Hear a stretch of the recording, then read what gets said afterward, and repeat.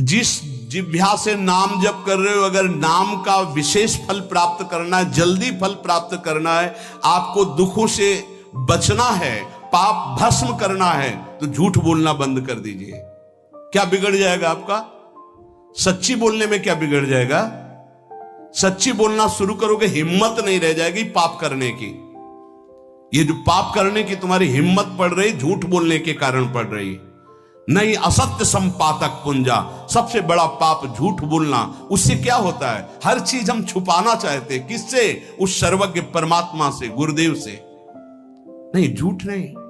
नाम इसीलिए नहीं चल पा रहा, थोड़ी दिन नाम चलाएंगे छूट जाएगा, क्योंकि आप झूठ बोलते हैं, पापाचरण करते हैं। अगर नाम को चलाना है तो नारायण स्वामी जी कह रहे हैं, पहली बात मौन का आश्रय लीजिए, कम बोलिए, अधिकतर चुप रहना सीखिए, तभी नाम चला पाएंगे। जो कार्य कर रहे हैं आप उस पर ध्यान दें, उस कार्य को एकाग्रता पूर्वक करें, वाणी को मौन रखें, उस वाणी से धीरे धीरे नाम उच्चारण करें। कम से कम 24 घंटे में 4 घंटे मौन का तो सबको अभ्यास कर लेना चाहिए। 24 घंटे में 4 घंटे मौन का। तो ऐसे ऐसे बुद्धिमान वो कहेंगे हम 6 घंटे मौन रहते हैं। कब? बोले जब सोते हैं तब। आप 4 घंटे कह रहे हम 6 घंटे मौन रहते हैं। 24 घंटे में हम 6 घंटे मौन रहते हैं, बहुत बुद्धिमान है। बोले आप 4 घंटे कहते हो, हम 6 घंटे मौन रहते हैं। तो कब आप मौन रहते हैं? बोले जब सोते हैं तो 6 घंटे सोते हैं, मौन ही रहते हैं उस समय। मौन जागृत की कह रहा हूं, 4 घंटे का। नारायण स्वामी के बहुत बड़े महापुरुष हुए, तुम 4 घंटे मौन का अभ्यास करो। ऐसा निकालो 2 घंटे, 2 घंटे करके 24 घंटे में 4 घंटे मौन। उस समय हम किसी से बात नहीं करेंगे, नाम जप करेंगे। कार्य करो, कार्य करने के लिए मना नहीं कर रहे हैं। कम बोलो। आजकल लोग अपनी जीवनी शक्ति को बोलने के द्वारा बहुत नष्ट कर रहे हैं, व्यर्थ की बातें करते रहते हैं। 4 आदमी चल रहे हो, आप पीछे चलिएगा, सुनते, बेमतलब की बातें। नाम जब नहीं होगा वो डिलीट नहीं होंगी, वैसे ही बनी रहेंगी, अगले जन्म के लिए तैयार हो रहा है। इसलिए नाम यदि सिद्ध करना है, नाम का फल लेना है, नाम का आनंद लेना है, तो वृथा भाषण बंद करो, बेकार की बात बंद करो। जितना कम बोलने से काम चल जाए उतना।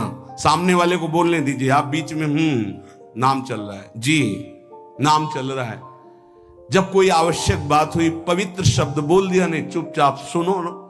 उसको लग रहा है कि आप संभाषण करो, मान लो रिश्तेदार है, नातेदार है, मित्र। अब आप व्यवहार में हैं, आप सीधे ये तो नहीं कह सकते हमसे बात मत करो, नहीं, हाँ बात कीजिए, लेकिन आप कम बोलिए, उसको बोलने दीजिए, आप नाम जप कीजिए,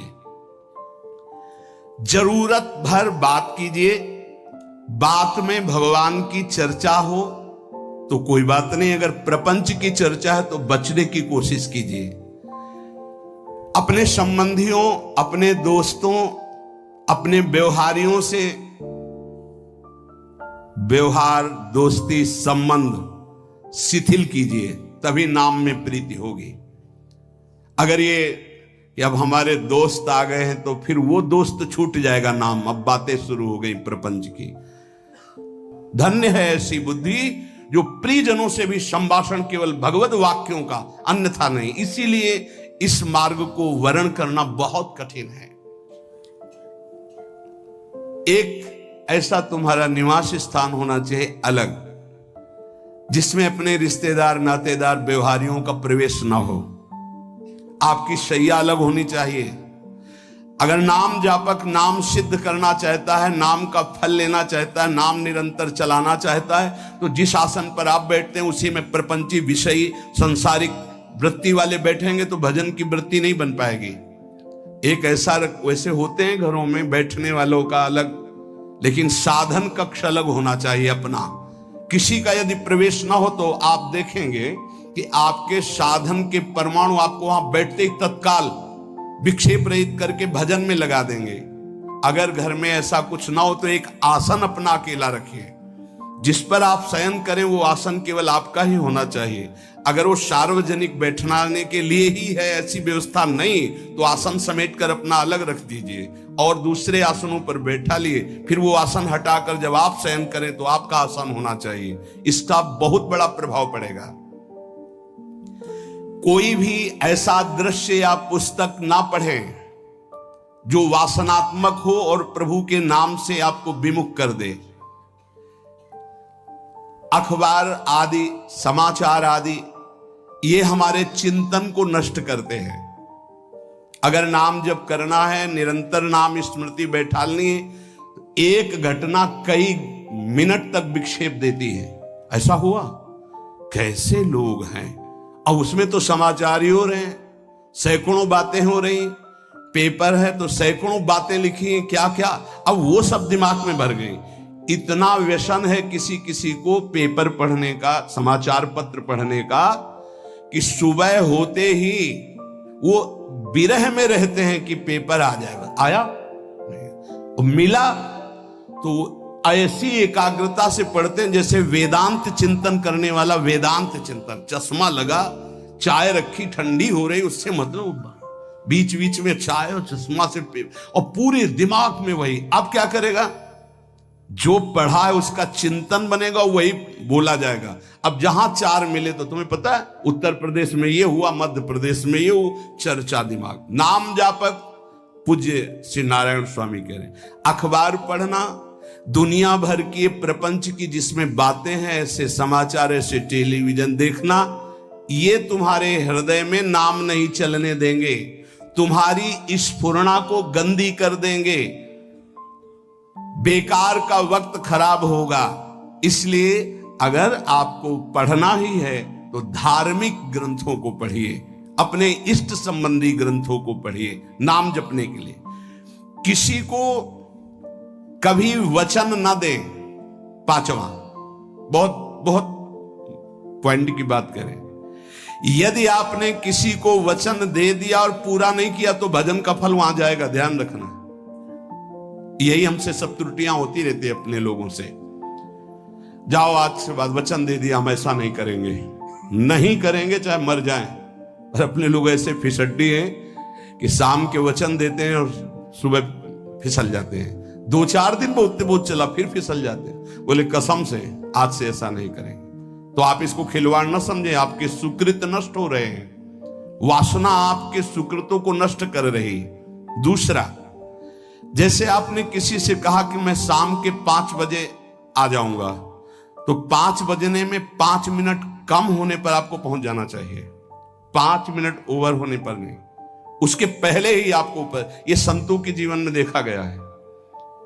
समय का बहुत बड़ा जीवन में अस्तित्व है। अगर आप किसी को समय दें, फिर उसमें प्रमाद स्थिति नहीं होनी चाहिए। 5 मिनट पहले पहुंचिए।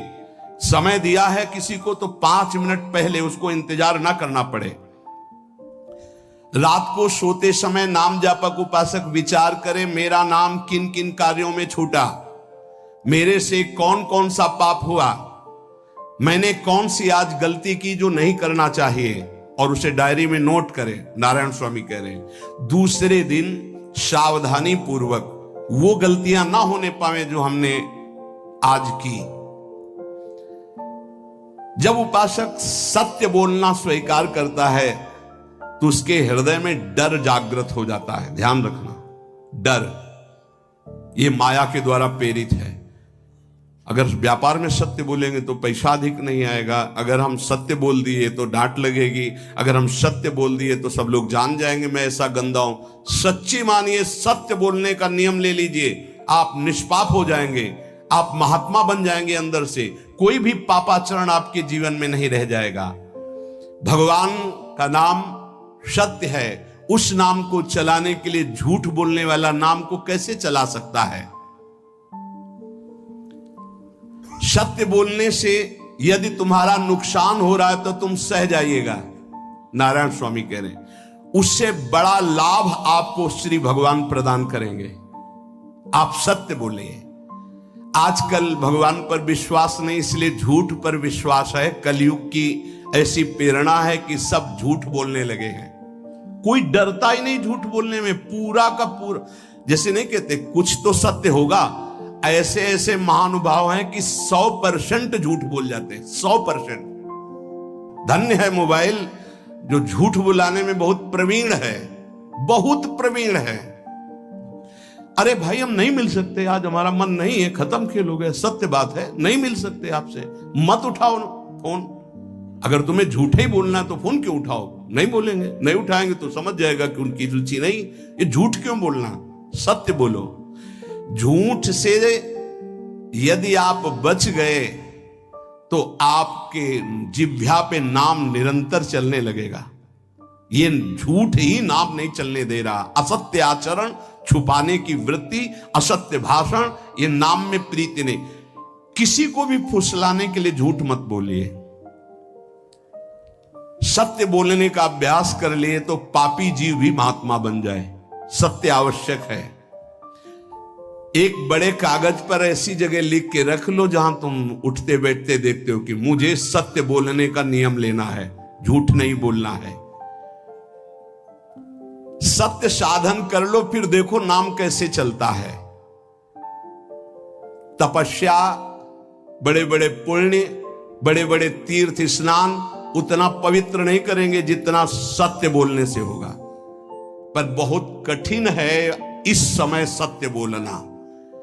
मतलब बात बात पे असत्य का ही वर्ताव हो रहा है, असत्य का अच्छा, ये कोई संसारी आदमी में नहीं, कुछ ऐसे होंगे जो सत्य की वार्ता करते नहीं। प्रायः क्या जाता है, झूठ बोलने में बोल दिया और सामने वाला राजी हो गया, हम निकल गए।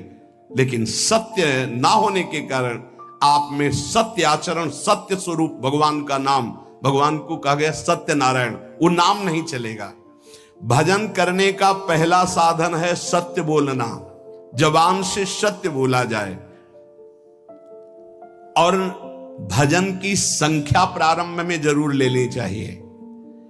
यदि 10 माला का नियम लिया, 20 माला का नियम लिया, तो उसे निर्वाह करो। जैसे यहां शरणागति मंत्र मिलता है तो 11 माला प्रारंभ में दी जाती कि आपको करना ही है, ज्यादा हो जाए वो ठीक, 11 से कम वो कभी जीवन में नहीं।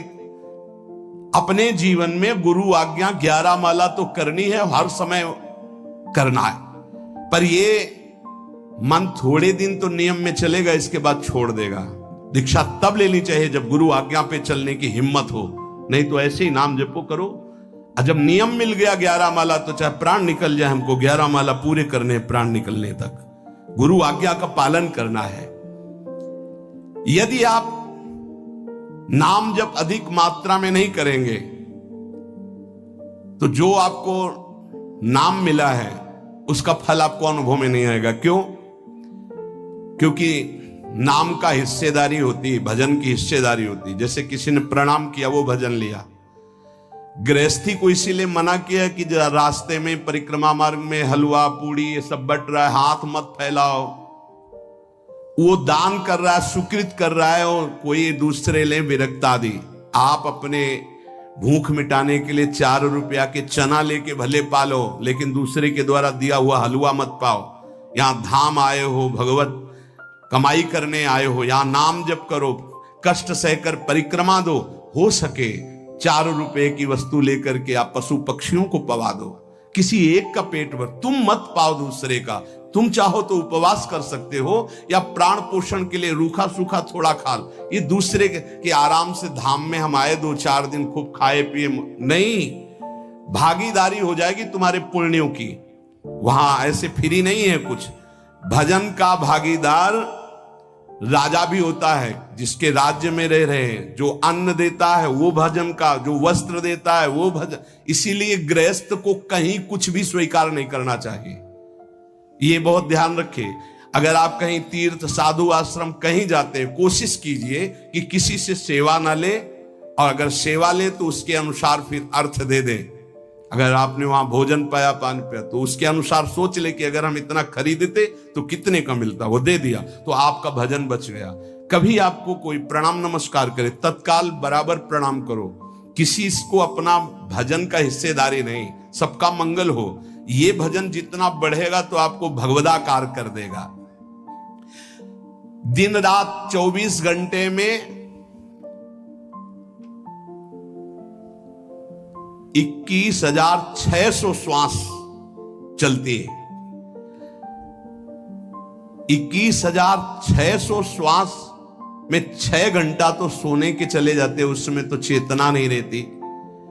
अब हमको अगर 21,600 नाम हमको जपने को मिल जाए तो हमारी हर श्वास सार्थक हो जाए। जो हम 5-6 घंटा सोते हैं उसमें जिनका अभ्यास है तो बात अलग है, नहीं तो वो व्यर्थ जाती है।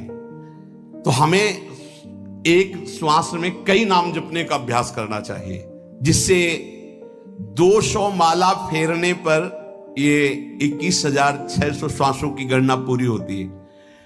अगर हम 200 माला का नियम ले तो इतना हो सकता है। तो हमें लगता है अगर हर समय माला नहीं ले सकते तो श्वास वाली माला बहुत अच्छी रहती है। श्वास में 4 बार खींचो, 4 बार नाम लेते हुए छोड़ो। दूसरा साधन, एक छोटी माला ले ले, जो आजकल तो काउंटर चला है। काउंटर में ज्यादा सुविधा संसार के क्रियाओं में रहने वालों को होती कि किया अपनी जेब में डाल लिया। तीसरा साधन वो बहुत कठिन है, मन की वृत्ति से नाम जप करना। माला, श्वास और मन की वृत्ति, उसमें श्वास की भी गणना का ध्यान नहीं रहता, उसमें केवल चिंतन होता है, चल रहा है। पर ये आखिरी स्थिति होती, इसी के बाद वो परिपक्व अवस्था को